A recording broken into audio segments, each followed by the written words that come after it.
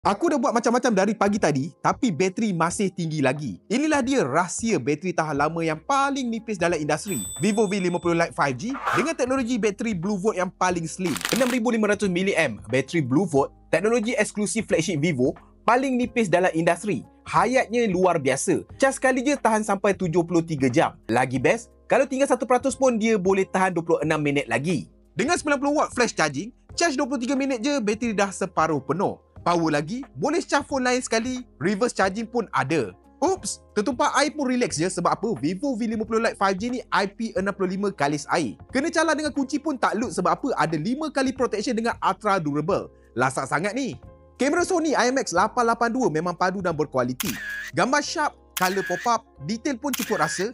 Inilah dia kelebihan Vivo. Walaupun light in name, kamera masih perform. Dengan aura light terbina, memang terbaik untuk gambar malam. Gambar cerah, jelas, cantik walaupun dalam keadaan backlight ataupun gelap. Tengok beza antara aura light on dan juga off ni. Tak cukup lagi, Vivo siap bagi jaminan 5 tahun battery health dan juga performance smooth tanpa lag. Maksudnya, korang boleh guna phone ini bertahun-tahun tanpa kerisauan.